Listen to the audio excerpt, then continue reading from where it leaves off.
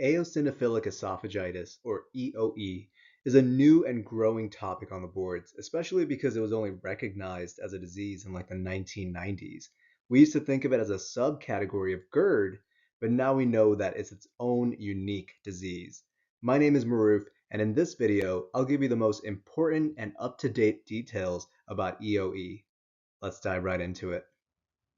EoE is a chronic inflammatory disease of the esophagus, with eosinophilic infiltration being the key feature of the disease. Now, our most recent understanding of EoE is that there's an intricate combination of factors like the patient's genes, their immune system, their environmental exposures that are ultimately going to combine to lead to the development of the disease. We often usually see that patients have flares of the disease whenever they're exposed to specific foods. That could be things like milk, wheat, eggs, and nuts. Sometimes patients will even have flares when they're exposed to allergens in the air, like pollen, which is a little bit odd for something that is an esophageal disorder, but that highlights the connection between eosinophilic esophagitis and some of the allergy disorders that we know of. Now you can imagine that these frequent bouts of inflammation will eventually lead to significant remodeling of that esophagus. Eventually you start to see things like fibrotic rings throughout the esophagus, which actually start to resemble the inner rings of a trachea, linear furrows or grooves that go up and down the esophagus, kind of like tire tracks, white exudates, which are actually these dense clusters of eosinophils that look like nose boogers, and even strictures and stenosis in very late disease, which can cause significant narrowing of the esophageal lumen. Now, a majority of patients with EoE will have at least one atopic condition as well. Remember that atopy is where you have this hyper-exaggerated IgE-mediated response to things that you normally shouldn't hyper-respond to. That's why when we see patients coming in with esophageal symptoms, and they also have a history of things like allergic rhinitis, asthma, atopic dermatitis, nasal polyps, we already start wondering if the patient might have EoE as the cause of their symptoms. We also know that EoE is more common in white men around the age of 20. So another factor that, if I see present, would make me increase my suspicion of EoE as the cause of the patient's dysphagia. Most patients with EoE will have difficulty swallowing as their primary complaint, usually only limited to solid foods. Many patients with EoE will experience food impaction at some point in their life as well, due to the significant narrowing of the esophagus from the chronic inflammation that occurs. In fact, up to 50% of patients who present with food impaction end up being diagnosed with EoE as the cause of their symptoms, highlighting just how common this disease has become. The definitive diagnosis of EoE requires an esophageal biopsy that shows at least 15 eosinophils per high-power field when you're looking at the specimen under a microscope. Now, of course, you have to perform an upper endoscopy to be able to perform the esophageal biopsies. And while you're doing that, you might see signs of esophageal remodeling, like the things that we talked about before: linear furrows, white plaques, concentric rings. What I need you to realize, though, is that these findings do not confirm the diagnosis of EoE. Often the boards will present a patient with these findings on endoscopy, and it may suggest EoE, but the next step will always be to perform biopsy to confirm the disease by finding those culprit eosinophils.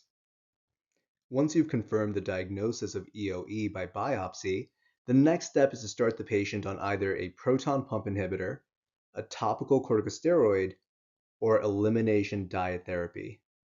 Now, technically, none of these options are curative, and the data is still pretty immature on which one is superior. So for that reason, you can start the patient on any of these as the first-line therapy. If the initial therapy fails, then you'll usually tack on a second therapy and see how that goes. When patients take the topical steroid, they're actually using something like an inhaler of budesonide and then swallowing it into the esophagus to allow for that effect on the esophageal eosinophilic infiltration. You can also put patients on PPI, which might sound weird because you're like, why would I use an antacid, something I use for GERD, on a patient who has an inflammatory disease? It's actually a little bit complex, but just to understand it simply, The pathway for eosinophilic activation has a certain enzyme that when you use a PPI, you can actually shut down, which we only recently learned. For that reason, a lot of patients who are placed on a PPI presumptively as if they have GERD will actually feel better even if it was actually eosinophilic esophagitis instead. You can also do diet therapy for the patient where you essentially eliminate most of the culprit foods that would normally cause flares of eosinophilic esophagitis and then slowly reintroduce those foods. Now, there is a new therapy called dupilumab, which is an interleukin 4 inhibitor that essentially blocks off that inflammatory pathway that you'll see associated with EoE. Now, it is still a fairly new drug, so its indications are still limited. Right now, the main use is going to be if all the other therapies that we described have failed. Now, at the end of the day, patients will continue the therapy until their symptoms have resolved, but most patients have to be on medications for the rest of their lives because of the chronic nature of this disease and how often you'll get repeat flares.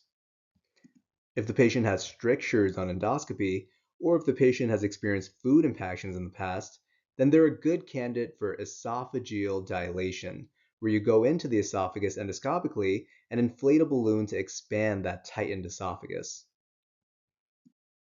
Now that we have a good understanding of EoE, let's work on a couple of practice examples, starting with this one.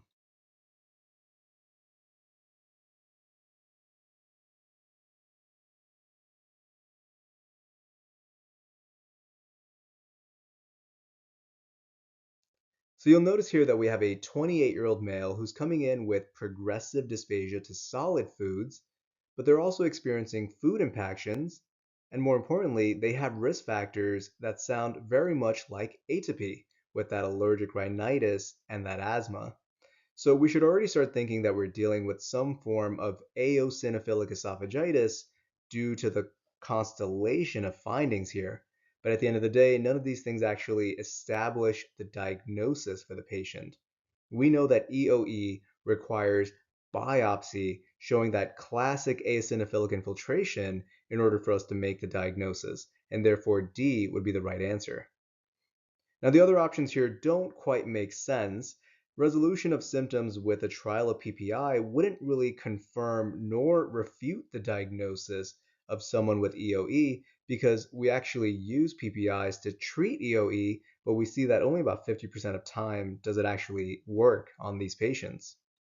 Eosinophilia on CBC is actually not a common thing in patients with EoE. We actually see that most patients with EoE don't experience any sort of systemic eosinophilia, and they have it usually localized to their esophagus. Esophageal manometry also wouldn't be helpful in patients with EoE. We primarily use that in diseases like achalasia, where we're trying to evaluate the peristalsis and the pressures within the esophagus. Similarly, a barium swallow wouldn't be helpful here either, since that will primarily be used to evaluate disorders like Zenker diverticulum, something that we'll talk about in future courses. All right, let's try this next one.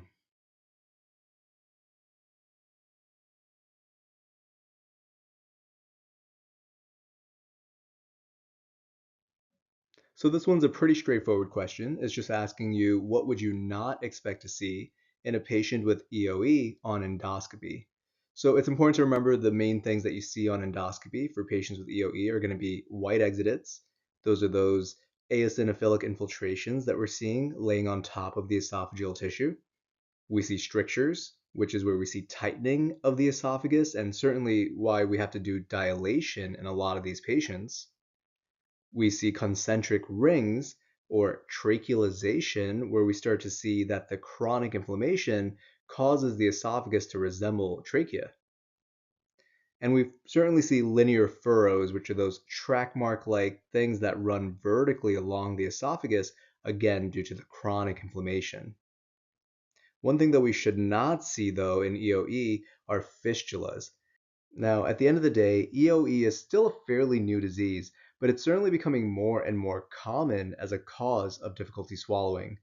That makes it even more important for us to know how to differentiate it from all the other diseases that can present very similarly, diseases like GERD, for example. So make sure you check out that video if you haven't already. I'll see you there.